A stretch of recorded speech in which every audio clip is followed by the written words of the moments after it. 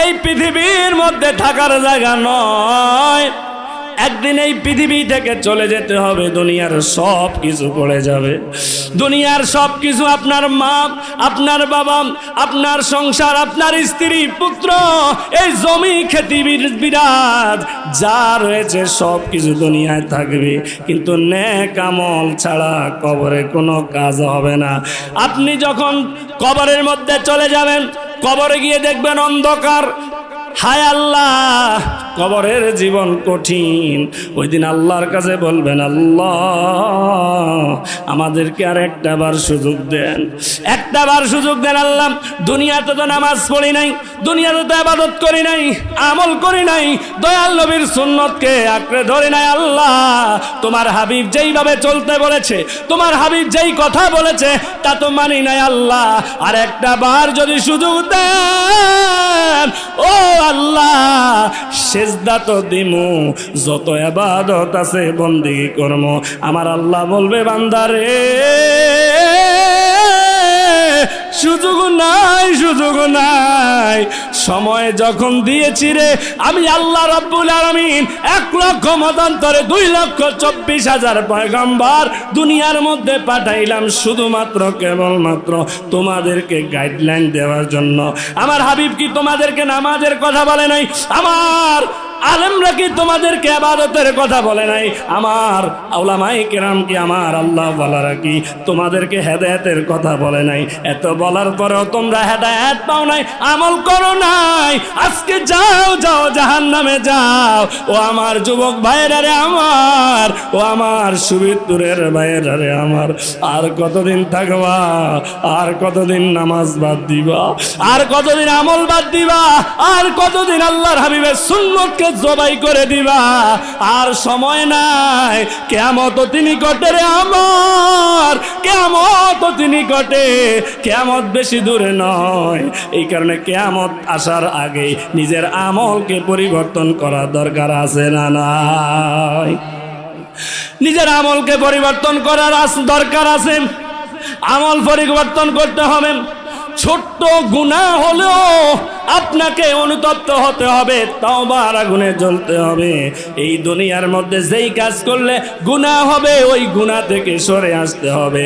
আর এই গুনাহ থেকে সরে আসলে আল্লাহ রব্বুল আলামিন আপনাকে মাফ করে দিবে। সুবহানাল্লাহ।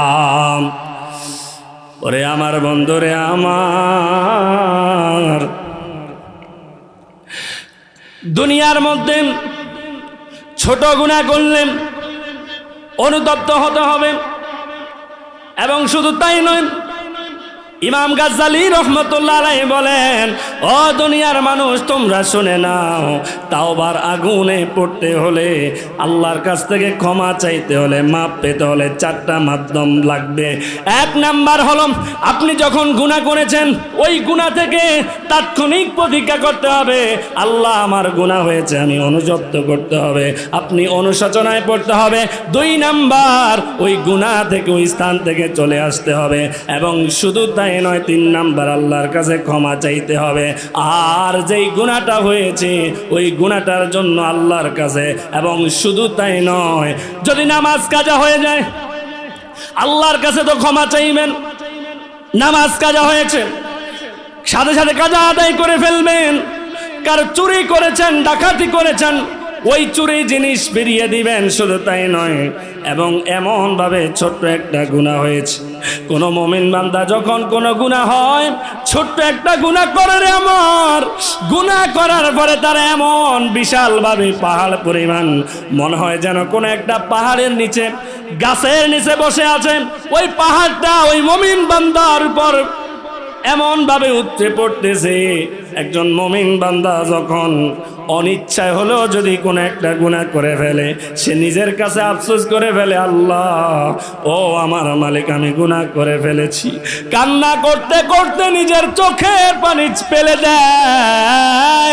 ও দুনিয়ার মানুষ, আমার আল্লাহ রব্বুল আলামিন বলেন, ও আমার বান্দা বান্দিরা, তোমরা যদি দুনিয়ার মধ্যে ছোট্ট গুনাহ করো, এই ছোট্ট গুনাহের জন্য অনুতপ্ত যদি হয়ে যাও, আমি আল্লাহর কাছে যদি মাপ চাও, এই ছোট্ট গুনাহের জন্য মাপ চাওয়ার কারণে, তওবার আগুনে জ্বালার কারণে আমি আল্লাহ রব্বুল আলামিন তোমার ওই গুনাহ মাফ করে দেই। সুবহানাল্লাহ। শুধু তাই নয়, আবার যারা এমন কিছু মানুষ আছেন যাদের নাকের মধ্যে মাছি বসে, মাছি বসার পরে আবার যখন ওই মাছিটা চলে যায় তারা মনে করে এটা কোনো সমস্যা না, মাছি বসছে তো আবার চলে গেছে, এটা কোনো প্রবলেম নাই। এমন কিছু মানুষ আছে সাধারণ ছোট্ট গুনাহগুলোকেও তারা গুনাহ মনে করে না। কথা বলেন ঠিক কি না? কান্দায় না, কান্দায় না আমার নবীরে, কান্দায় না, ওরে কান্দায় না আমার নবীরে, নবীরে কান্দাইলে কাঁদবা হাসরে। আল্লাহুম্মা সাল্লি আলা মুহাম্মাদ ওয়া আলা আলি সাইয়্যিদিনা মুহাম্মাদ। আল্লাহুম্মা সাল্লি আলা মুহাম্মাদ ওয়া আলা আলি সাইয়্যিদিনা মুহাম্মাদ। প্রেমের রশি নবীর সনে ভাঙ্গো না, নবীর সনে প্রেমের রশি তোমরা ভাঙ্গো না। কাল হাসরেতে নবী তোমায় ভুলবে না। আল্লাহুম্মা সাল্লি আলা মুহাম্মাদ ওয়া আলা আলি সাইয়্যিদিনা মুহাম্মাদ। লা ইলাহা ইল্লাল্লাহ, লা ইলাহা ইল্লাল্লাহ, বলেন লা ইলাহা ইল্লাল্লাহ, লা ইলাহা। আল্লাহ চোখ দিয়েছেন দেখিবারে, নাক দিয়েছেন শুঙ্গিবারে। আল্লাহ চোখ দিয়েছেন দেখিবারে, নাক দিয়েছেন শুঙ্গিবারে, আরে কান দিয়েছেন শুনিবারে। আল্লাহু, কথা বলে ঠিক কিনা? আরে কান দিয়েছেন শুনিবারে আল্লাহ, দমে দমে জপরে মন আল্লাহ, বলেন আল্লাহ আল্লাহ আল্লাহ, দমে দমে জপরে মন আল্লাহ।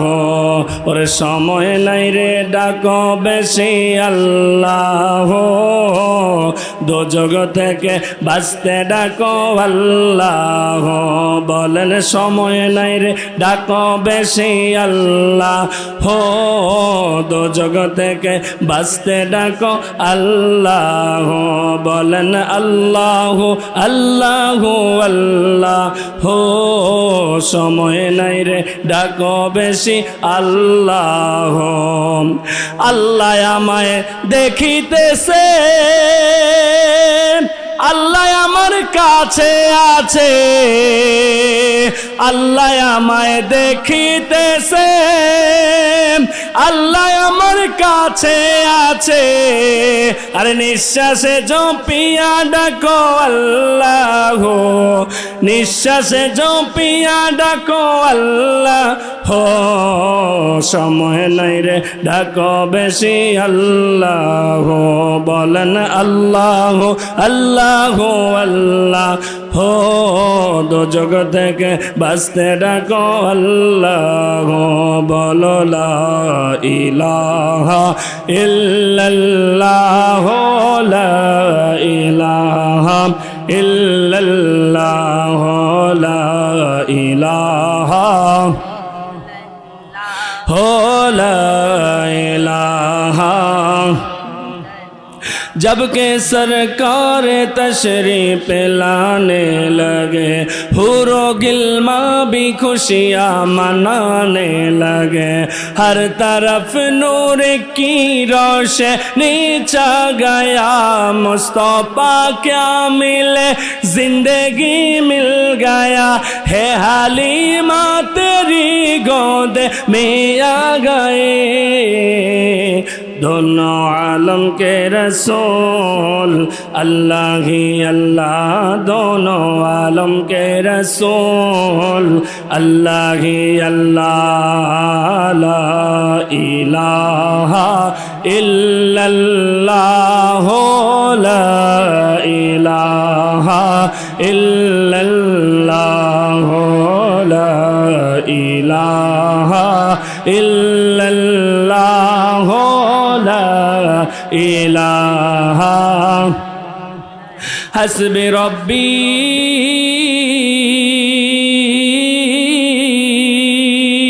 जल्लल्लाह, हस्बी रब्बी जल्लल्लाह, मा फी क़ल्बि गैरुल्लाह। नूर मोहम्मद सल्लल्लाह, बोलो ला इलाहा इल्लल्लाह, ला इलाहा इल्लल्लाह, ला इलाहा इल्लल्लाह, ला इलाहा इल्लल्लाह मुहम्मदुर रसूलुल्लाह सल्लल्लाहु अलैहि वसल्लम।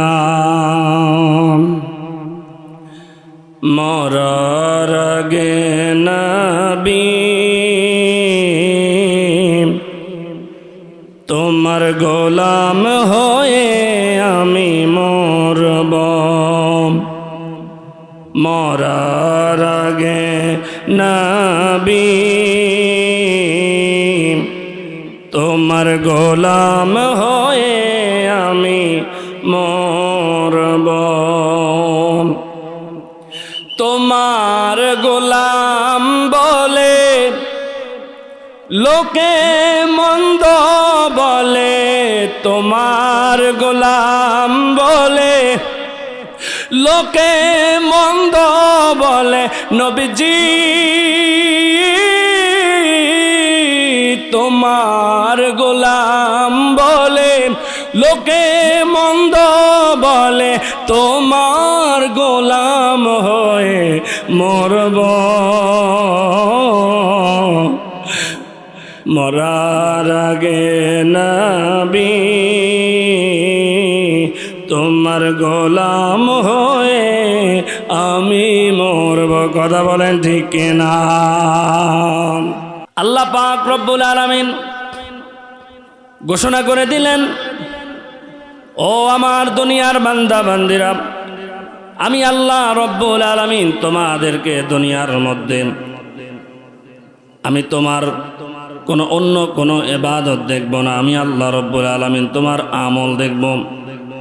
আমি আল্লাহ রব্বুল আলামিন এই পৃথিবীর জমিনে আমি তোমাদেরকে পাঠাইলাম দুইটা আমল, একটা হলো বদ আমল, একটা হলো নেক আমল।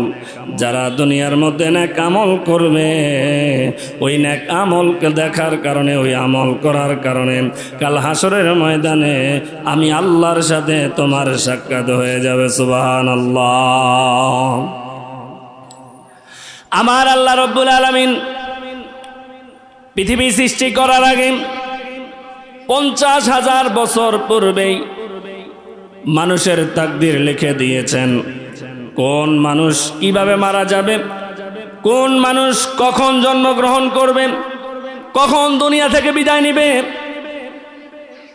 শবে বারাত রাতে আলমে আরোহা থেকে আল্লাহ পাক রব্বুল আলামিন যেই রূহগুলো দুনিয়াতে পাঠায়, আবার এমন রূহগুলো আবার দুনিয়া থেকে নিয়ে যায়। আমার আল্লাহ রব্বুল আলামিন সমস্ত তাকদীর লিখে দিয়েছেন। শবে বারাত রাতে বান্দার আমল বাজেট হয়, কোন বান্দা দুনিয়ার মধ্যে থাকবে আর কোন বান্দা দুনিয়া আগমন করবে। আমার আল্লাহ রব্বুল আলামিন শবে বারাত লিপিবদ্ধ করে দেয়। সুবহানাল্লাহ। নেক আমল করতে হবে। সামনে রয়েছে শবে বারাত। এই শবে বারাতে আমাদেরকে নেক আমল করতে হবে। কেন আমরা নেক আমল করব, কেন ইবাদত করব? আমার আল্লাহ রব্বুল আলামিন বলেন, ওয়ামা খলাকতুল জিন্না ওয়াল ইনসা ইল্লা লিয়াবুদুন। আল্লাহু আকবার। আমার আল্লাহ রব্বুল আলামিন বলেন, দুনিয়ার বান্দা বান্দিরা, আমি মানুষ এবং জিন জাতিকে দুনিয়ার মধ্যে আমি আল্লাহর ইবাদতের জন্য পাঠাইলাম। আমি আল্লাহর ইবাদতের জন্য পাঠাইলাম। আল্লাহর ইবাদত করবে। বলুন তো আমরা ইবাদত করব কার? আল্লাহর ইবাদত করব। ওই আল্লাহ রব্বুল আলামিন বলেছেন ইবাদত করার জন্য। আল্লাহকে প্রশ্ন করলাম, আল্লাহ কিভাবে আমরা ইবাদত করব? কোন মাধ্যম অবলম্বন করলে, কোন সিস্টেম মাধ্যম আমরা অবলম্বন করলে আমরা নেক আমল করতে পারবো? আল্লাহ পাক রব্বুল আলামিন তার হাবিবের মাধ্যমে আয়াত ঘোষণা করে দেন, মা আতাকুমুর রাসূলু ফাখুযুহু ওয়া মা নাহাকুম আনহু ফান্তাহু। আল্লাহু আকবার। দয়াল নবী সাল্লাল্লাহু আলাইহি সাল্লাম যা তোমাদেরকে দিয়েছেন, রহমতের নবী যা তোমাদেরকে দিয়েছেন তা তোমরা আঁকড়ে ধরো, আর যা করতে নিষেধ করেছেন তা থেকে তোমরা বিরত থাকো। সুবহানাল্লাহ। আল্লাহর নবী দু জাহানের বাদশা নবী বিজয় হজের ভাষণে বললেন, ও আমার সাহাবীরা তোমরা শুনে নাও, আমি এই বিজয় হজের ভাষণের মধ্যে আজকে তোমাদের কাছে আমি দুইটা জিনিস বলে দেই। আমি দুইটা জিনিস তোমাদের মাঝে রেখে গেলাম। একটা হলো কিতাবুল্লাহ, আরেকটা হলো সুন্নতে রাসূল। এই দুইটা জিনিসকে যারা আঁকড়ে ধরবে রে, তারা কোনোদিন পথভ্রষ্ট হবে না। সুবহানাল্লাহ। তারা কোনোদিন পথভ্রষ্ট হবে না। কিতাবুল্লাহ কি? এই কিতাবের মধ্যে কোনো সন্দেহ নেই। কিতাবকে যারা মহব্বত করবে, কিতাবকে যারা ধরবে, আঁকড়ে ধরবে, এই কিতাব, এই কোরআন আপনার কবরের মধ্যে বন্ধ হয়ে আপনাকে সুপারিশ করে জান্নাতে নিয়ে যাবে। সুবহানাল্লাহ। এক সাহাবী এসে বলল, হে উম্মাতুল মুমিনিন, আল্লাহর হাবিব সাল্লাল্লাহু আলাইহি সাল্লামের আখলাক কেমন? আল্লাহর হাবিবের চরিত্র কেমন? আম্মা জান আয়েশা সিদ্দিকা রাদিয়াল্লাহু তাআলা আনহা বলে, ও সাহাবী, তুমি কি কোরআন পড়েছ কিনা? কয়, হ্যাঁ আমি কোরআন পড়েছি। কয়, গোটা কোরআনের মধ্যে যেন কোনো ভুল নাই। ঠিক তেমনি আমার হাবিবের চরিত্র হলো পবিত্র কোরআন। সুবহানাল্লাহ। আল্লাহর হাবিবের আখলাক হচ্ছে পবিত্র কোরআন। আর সুন্নতে রাসূলকে আঁকড়ে ধরতে বলেছেন। আল্লাহর হাবিব সাল্লাল্লাহু আলাইহি ওয়াসাল্লাম বলেন, মান আহাব্বা সুন্নতি, যে আমার সুন্নতকে মানলো, ওমান আহাব্বানি, সে আমাকে ভালোবাসলো। সুবহানাল্লাহ। কানা মাই ফিল জান্নাহ ওয়া মান আহাব্বানি কানা মাই ফিল জান্নাহ, আর যে আমাকে ভালোবাসলো সে আমার সাথে জান্নাতে থাকবে। সুবহানাল্লাহ। ও আমার বাবাজিরা, বলতেছিলাম এই দুনিয়ার মাঝে, এই দুনিয়ার ভিতরে যতদিন বাঁচবেন নেক আমল করে কবরে যাবেন, কবরে শান্তি পাবেন। আর হাসর, মিজান, ফুলসিরাত সব জায়গার মধ্যে যদি শান্তি পেতে চান তাহলে আপনার নেক আমল লাগবে। কথা বলেন ঠিক কিনা? নেক আমল করতে হলে গুনাহ ছেড়ে দিতে হবে। নেক আমল করা একটা রাত হলো শবে বরাতের রাত। এই শবে বরাতের রাতে যারা নেক আমল করবে, আমার আল্লাহ রব্বুল আলামিন বলেন, আমি আল্লাহ রব্বুল আলামিন লাইলাতুন মুবারাকা, আমি মোবারকময় রজনী দিয়েছি। শাবান মাসের 14 তারিখ দিবাগত রাত্রে আমার কোনো বান্দা বান্দি যদি ওই দিন রাতের বেলা যদি নফল নামাজ পড়ে, শুধু তাই নয়, যদি জিকির করে, কোরআন তেলাওয়াত করে, আর যদি কবর জিয়ারত করে, আর যদি আল্লাহর কাছে ক্ষমা চায়, আমার আল্লাহ পাক রব্বুল আলামিন বলেন, বন্ধু আমি আল্লাহ রব্বুল আলামিন শবে বরাত রাতে আমি আল্লাহ রব্বুল আলামিন ফেরেশতা নাজিল করে দেই, আর গোটা দুনিয়ার মধ্যে, জমিনের মধ্যে আমার ফেরেশতারা ছিটিয়ে যায়। আমি আল্লাহ রব্বুল আলামিন এই শবে বরাত রাতে দুনিয়ার আসমানে নেমে এসে আমি আমার বান্দাদেরকে বলতে থাকি, ও আমার বান্দা বান্দিরা, তোমাদের মধ্যে কেউ কি আছো গুনাহগার? আমি আল্লাহর কাছে চাও, আমি আল্লাহর কাছে মাফ চাও, আমি আল্লাহ মাফ করে দিব। তোমাদের মধ্যে কেউ আছো কি কারো রুজি রিজিক নাই? আমি আল্লাহর কাছে চাও, আমি আল্লাহ তোমাকে রিজিক দিব। তোমাদের মধ্যে কি কেউ আছো অন্তরের মধ্যে কষ্ট? আমি আল্লাহ রব্বুল আলামিনের কাছে চাও, আমি আল্লাহ রব্বুল আলামিন তোমার ওই কষ্টের দিলটা আমি আল্লাহ তাআলা নরম বানায় দেব। সুবহানাল্লাহ। তাহলে শবে বরাত রাতে নেক আমল করবেন, সারা রাত নেক আমল করেন, পরের দিন রোজা রাখা, এটা হচ্ছে মুস্তাহাব আমল। এবং এই শাবানুল মুবারকে যে ব্যক্তি রোজা রাখবে, এই রোজা রাখার কারণে আল্লাহর হাবিবের এই শাবান মাসের মধ্যে যে ব্যক্তি রোজা রাখবে, ওই ব্যক্তির রোজাটা আল্লাহ কবুল করবেন। শুধু তাই নয়, ওই ব্যক্তি যখন রমজানুল মুবারকে পৌঁছে যাবেন, আল্লাহ রব্বুল আলামিন তার রোজাটাকে সহজ করে দিবে। একজন মুমিন বান্দা হিসাবে আল্লাহ রব্বুল আলামিন তার ভিতর তাকওয়া এনে দিবে। সুবহানাল্লাহ। ও আমার ভাইরা, আমার এই পৃথিবীর মধ্যে থাকার জায়গা নয়, একদিন এই পৃথিবী থেকে চলে যেতে হবে। দুনিয়ার সব কিছু পড়ে যাবে, দুনিয়ার সব কিছু, আপনার মা, আপনার বাবা, আপনার সংসার, আপনার স্ত্রী, পুত্র, এই জমি, খেতি, বিরাজ যা রয়েছে সব কিছু দুনিয়ায় থাকবে, কিন্তু নেক আমল ছাড়া কবরে কোনো কাজ হবে না। আপনি যখন কবরের মধ্যে চলে যাবেন, কবরে গিয়ে দেখবেন অন্ধকার। হায় আল্লাহ, কবরের জীবন কঠিন।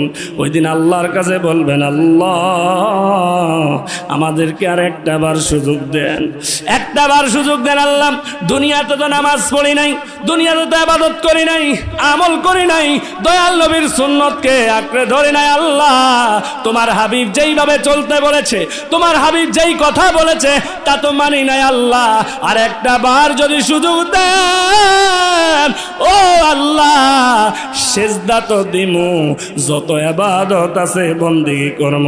আমার আল্লাহ বলবে, বান্দারে সুযোগ নাই, সুযোগ নাই। সময় যখন দিয়েছি রে আমি আল্লাহ রাব্বুল আলামিন 1,00,000 মতান্তরে 2,24,000 পয়গম্বর দুনিয়ার মধ্যে পাঠাইলাম শুধুমাত্র কেবলমাত্র তোমাদেরকে গাইডলাইন দেওয়ার জন্য। আমার হাবিব কি তোমাদেরকে নামাজের কথা বলে নাই? আমার আলেমরা কি তোমাদেরকে ইবাদতের কথা বলে নাই? আমার উলামায়ে কেরাম কি, আমার আল্লাহ ওয়ালারা কি তোমাদেরকে হেদায়েতের কথা বলে নাই? এত বলার পরেও তোমরা হেদায়েত পাও নাই, আমল করো নাই। আজকে যাও যাও জাহান্নামে যাও। ও আমার যুবক ভাইয়েরা রে আমার, ও আমার সুবিতুরের ভাইয়েরা রে আমার, আর কতদিন থাকবা? আর কতদিন নামাজ বাদ দিবা? আর কতদিন আমল বাদ দিবা? আর কতদিন আল্লাহর হাবিবের সুন্নতকে জবাই করে দিবা? আর সময় নাই, কিয়ামত অতি নিকটে রে আমার, কিয়ামত অতি নিকটে। কিয়ামত বেশি দূরে নয়। এই কারণে কিয়ামত আসার আগে নিজের আমলকে পরিবর্তন করা দরকার আছে না নাই? নিজের আমলকে পরিবর্তন করার দরকার আছে। আমল পরিবর্তন করতে হবে। ছোট্ট গুনাহ হলেও আপনাকে অনুতপ্ত হতে হবে, তওবার আগুনে জ্বলতে হবে। এই দুনিয়ার মধ্যে যেই কাজ করলে গুনাহ হবে ওই গুনাহ থেকে সরে আসতে হবে। আর এই গুনাহ থেকে সরে আসলে আল্লাহ রব্বুল আলামিন আপনাকে মাফ করে দিবে। সুবহানাল্লাহ। ওরে আমার বন্ধুরে আমার, দুনিয়ার মধ্যে ছোট গুনাহ করলে অনুতপ্ত হতে হবে। এবং শুধু তাই নয়, ইমাম গাজ্জালী রহমতুল্লাহ আলাইহি বলেন, ও দুনিয়ার মানুষ তোমরা শুনে নাও, তাওবার আগুনে পড়তে হলে, আল্লাহর কাছ থেকে ক্ষমা চাইতে হলে, মাপ পেতে হলে 4টা মাধ্যম লাগবে। 1 নাম্বার হলো আপনি যখন গুনাহ করেছেন ওই গুনাহ থেকে তাৎক্ষণিক প্রতিজ্ঞা করতে হবে, আল্লাহ আমার গুনাহ হয়েছে, আমি অনুতপ্ত করতে হবে, আপনি অনুশোচনায় পড়তে হবে। 2 নাম্বার ওই গুনাহ থেকে, ওই স্থান থেকে চলে আসতে হবে। এবং শুধু তাই নয়, 3 নাম্বার আল্লাহর কাছে ক্ষমা চাইতে হবে। আর যেই গুনাহটা হয়েছে ওই গুনাহটার জন্য আল্লাহর কাছে, এবং শুধু তাই নয়, যদি নামাজ কাজা হয়ে যায় আল্লাহর কাছে তো ক্ষমা চাইবেন। নামাজ কাজা হয়েছে, সাথে সাথে কাজা আদায় করে ফেলবেন। কার চুরি করেছেন, ডাকাতি করেছেন, ওই চুরি জিনিস ফিরিয়ে দিবেন। শুধু তাই নয়, এবং এমন ভাবে ছোট্ট একটা গুনাহ হয়েছে, কোন মুমিন বান্দা যখন কোন গুনাহ হয়, ছোট্ট একটা গুনাহ করে রে আমার, গুনাহ করার পরে তার এমন বিশাল ভাবে পাহাড় পরিমাণ মনে হয় যেন কোন একটা পাহাড়ের নিচে, গাছের নিচে বসে আছে। ওই পাহাড়টা ওই মুমিন বান্দার উপর এমন ভাবে উঠতে পড়তেছে। একজন মুমিন বান্দা যখন অনিচ্ছায় হলেও যদি কোনো একটা গুনাহ করে ফেলে, সে নিজের কাছে আফসোস করে ফেলে, আল্লাহ ও আমার মালিক, আমি গুনাহ করে ফেলেছি। কান্না করতে করতে নিজের চোখের পানি ফেলে দেয়। ও দুনিয়ার মানুষ, আমার আল্লাহ রব্বুল আলামিন বলেন, ও আমার বান্দা বান্দিরা, তোমরা যদি দুনিয়ার মধ্যে ছোট্ট গুনাহ করো, এই ছোট্ট গুনাহের জন্য অনুতপ্ত যদি হয়ে যাও, আমি আল্লাহর কাছে যদি মাপ চাও, এই ছোট্ট গুনাহের জন্য মাপ চাওয়ার কারণে, তওবার আগুনে জ্বালার কারণে আমি আল্লাহ রব্বুল আলামিন তোমার ওই গুনাহ মাফ করে দেই। সুবহানাল্লাহ। শুধু তাই নয়, আবার যারা এমন কিছু মানুষ আছেন যাদের নাকের মধ্যে মাছি বসে, মাছি বসার পরে আবার যখন ওই মাছিটা চলে যায় তারা মনে করে এটা কোনো সমস্যা না, মাছি বসছে তো আবার চলে গেছে, এটা কোনো প্রবলেম নাই। এমন কিছু মানুষ আছে সাধারণ ছোট্ট গুনাহগুলোকেও তারা গুনাহ মনে করে না। কথা বলেন ঠিক কি না? আমার আল্লাহ রব্বুল আলামিন বলেন, দুনিয়ার মানুষ فمن يعمل مثقال ذرة خيرا يره ومن يعمل مثقال ذرة شرا يره। এই দুনিয়ার মধ্যে বিন্দু পরিমাণ, শস্য দানা পরিমাণ গুনাহ যদি করে, ওই গুনাহর হিসাব কাল হাসরের ময়দানে বান্দা দেখবে। আবার যদি বিন্দু পরিমাণ শস্য দানা পরিমাণও কেউ যদি আমল করে, ওই আমলের সওয়াব আল্লাহ রব্বুল আলামিন তার বান্দাকে হাসরের ময়দানে দিয়ে দিবে। সুবহানাল্লাহ। নবীজি ঈমান শোনো তাহার শান, বলেন নবীজি ঈমান শোনো তাহার শান। যার জন্য দিওয়ানা হলো, যার জন্য দিওয়ানা হলো রহিম রহমান। নবীজি ঈমান শোনো তাহার শান, বলেন নবীজি ঈমান শোনো তাহার শান। রাস্তা দিয়া নূরের নবী হতেন চলমান, রাস্তা দিয়া নূরের নবী হতেন চলমান।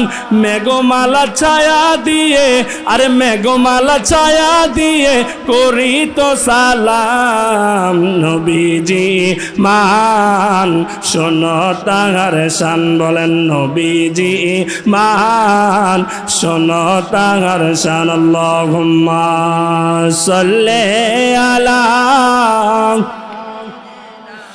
মাওলানা মুহাম্মদ ওয়া আলা আলি সাইয়্যিদিনা মাওলানা মুহাম্মদ। একবার আওয়াজ দিয়ে বলিন আল্লাহু আকবার। তাহলে ছোট্ট গুনাহের জন্য অনুতপ্ত হতে হবে। ওই গুনাহগুলো যারা করবে, ছোট্ট গুনাহের জন্য অনুতপ্ত হতে হবে। ও আমার বাবাজিরা, আমার সাহাবায়ে কেরাম ছোট্ট গুনাহের জন্য কেমন অনুতপ্ত হয়েছেন। আমার নবী, আপনার নবী, দু জাহানের বাদশা নবী, দয়াল নবী বললেন, ও দুনিয়ার মানুষ তোমরা শুনে নাও, আমি নবী যখন মক্কা থেকে মদিনায় হিজরত করলাম, হিজরতের পরে আমি নবী মক্কার মধ্যে আমি নবী আনসার এবং মুহাজিরের মধ্যে ভ্রাতৃত্ব সৃষ্টি করে দিলাম। শুধু তাই নয়, আমার প্রিয় সাহাবী হযরত আব্দুর রহমান, সাইদ ইবনে আব্দুর রহমানকে আমি নবী হযরত সালাবা আনসারীর সাথে ভ্রাতৃত্ব ভাই বানায় দিলাম। আল্লাহর নবী বলল, ও সাইদ ইবনে আব্দুর রহমান, আজকে থেকে এই তোমার দিনই ভাই হলো হযরত সালাবা।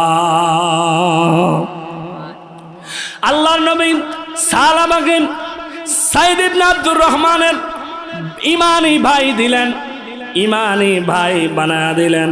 রক্তের সম্পর্কের চাইতে ইমানের সম্পর্ক বেশি, কথা বলেন ঠিক কিনা? আরে বাতিল ফারকা তো সারা জীবন থাকবে, কিন্তু ইমানের বদলতে কারবালার প্রান্তর থেকে শিক্ষা, ইসলাম জিন্দা হতায় হাই কারবালে কি বাদ। ওই ইসলাম কারবালার মধ্যে অল্প মানুষ ছিল, কিন্তু ইমানের বদলতে ইমান পাওয়ার থাকার কারণে মানুষ বেদিনদেরকে, কাফেরদেরকে স্মরণ করে না, কিন্তু ইমানদার হুসাইনি কাফেলাকে কিয়ামত পর্যন্ত স্মরণ রাখে। কথা বলেন ঠিক কিনা? এখানে ইমান লাগবে।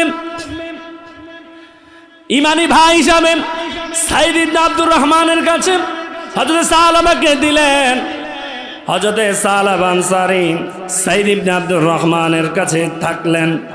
আল্লাহর নবী, দু জাহানের বাদশাহ নবী তাবুক যুদ্ধে যাওয়ার জন্য সাইদ ইবনে আব্দুর রহমানকে আহ্বান করলেন। এবং সাইদ ইবনে আব্দুর রহমান বললেন, ও আমার সালাবা, আমি যুদ্ধ থেকে আসা পর্যন্ত তুমি আমার বাড়ির মধ্যে থাকবা, পাহারা দিবা।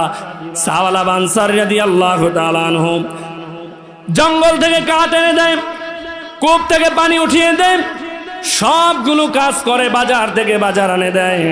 শয়তানের ওয়াসওয়াসায় পড়ে হযরত সালাবা আনসারী রাদিয়াল্লাহু তাআলা আনহু বাজার ওই বাড়ির মধ্যে দিতে গিয়ে হযরত সাইদ ইবনে আব্দুর রহমানের স্ত্রী পর্দার মধ্যে থেকে যখন তরকারির ব্যাগটা নিলেন, শুধু হাতটা একটু দেখে শয়তানের ওয়াসওয়াসায় পড়ে। সিয়াসিত্তার কিতাবগুলোর মধ্যে এই হাদিস কানা রয়েছে যে পর্দার আড়ে যখন হযরত সাইদ ইবনে আব্দুর রহমানের স্ত্রী ছিলেন, শয়তানের ধোঁকায় পড়ে সাহাবী হযরত সালাবা আনসারী একটু শুধু হাতটা ধরেছে। সাথে সাথে স্ত্রী বললাম, ও সালাবা ইত্তাকিল্লাহ, তুমি আল্লাহকে ভয় করো। বলো না ভয় করতে হবে কাকে? আল্লাহকে ভয় করতে হবে। তুমি আল্লাহকে ভয় করো।